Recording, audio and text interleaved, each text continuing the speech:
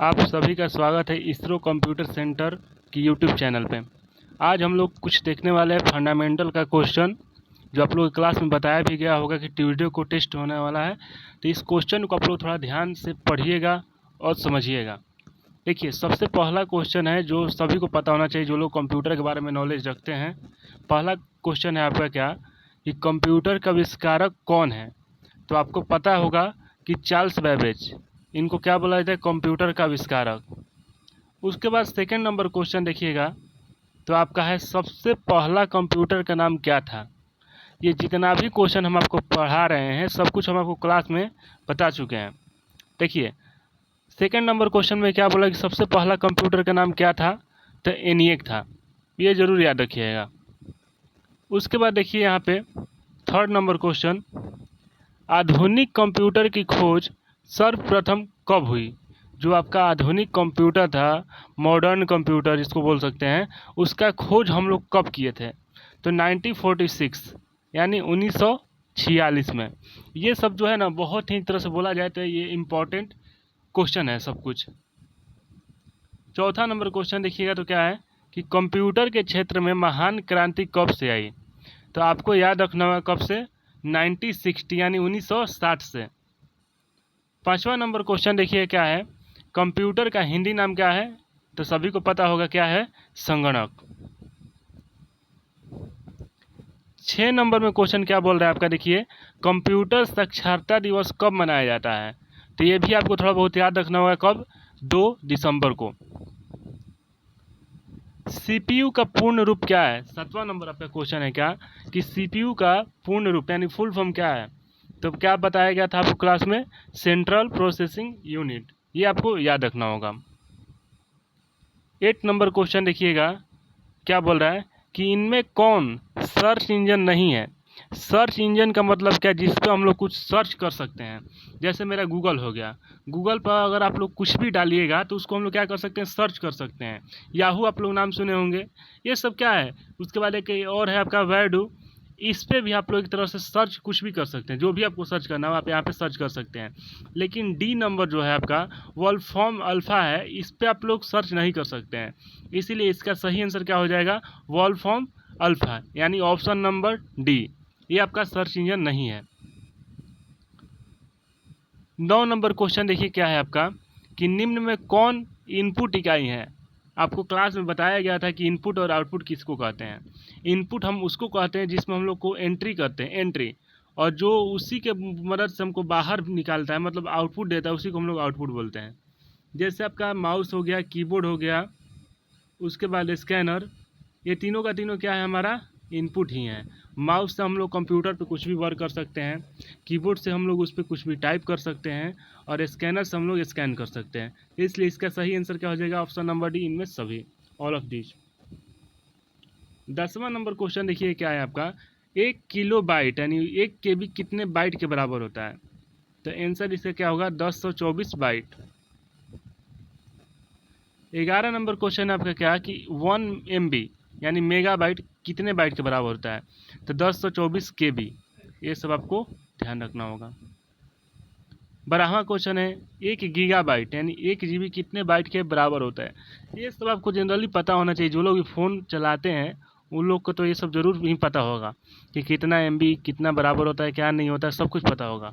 क्योंकि हमेशा आप लोग रिचार्ज कराते हैं, कभी 2 GB तो कभी 3 GB तो कभी 2.5 GB, कभी अनलिमिटेड कराते हैं, तो सब आपको पता होना चाहिए। इसलिए सभी आपको याद रखना होगा। आगे देखिए 13वां नंबर, कंप्यूटरों में प्रयुक्त IC चिप किसका बना होता है। ये आप लोग को बहुत ही अच्छा से पता होगा किसका बना होता है। ऑप्शन आपका है क्रोमियम से, आयरन से, सिल्वर से, और लास्ट क्या होगा, सिलिकॉन से। ये आपको हम लिखवाए भी थे क्वेश्चन, याद कीजिएगा। जो IC चिप बना होता है वो किससे बना होता है, सिलिकॉन का बना होता है।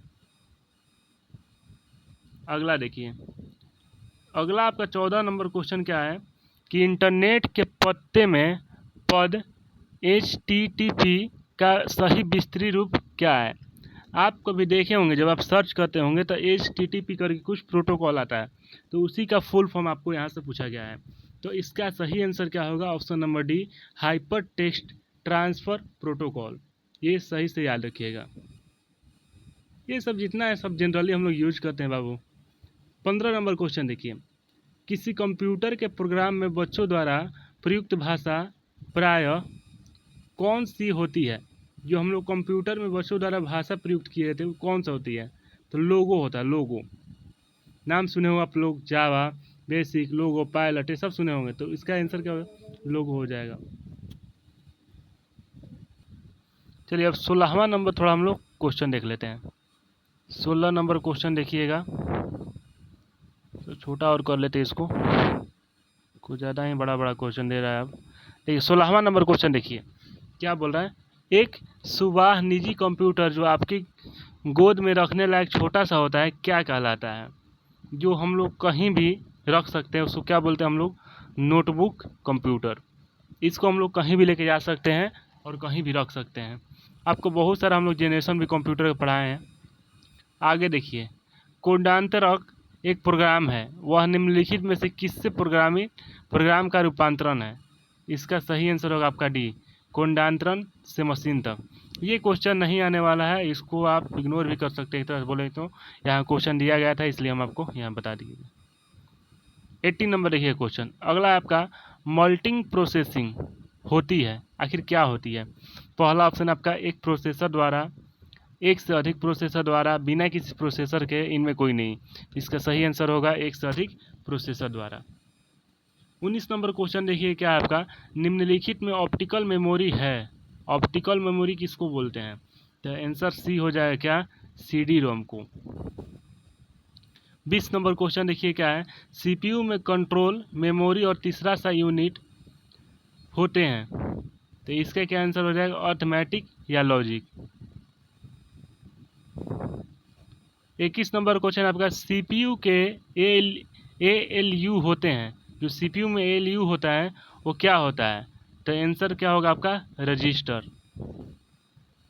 22 नंबर क्वेश्चन देखिए क्या है आपका, कि गणना और तुलना के लिए कंप्यूटर के किस भाग का प्रयोग किया जाता है?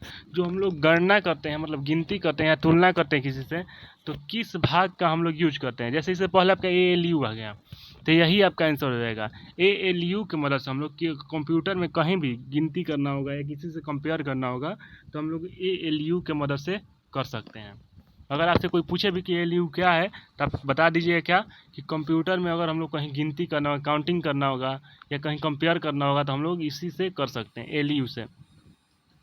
अगला देखिए 23 नंबर क्या बोला, एक हार्डवेयर डिवाइस जो डाटा को अर्थपूर्ण इंफॉर्मेशन में परिवर्तित करता है।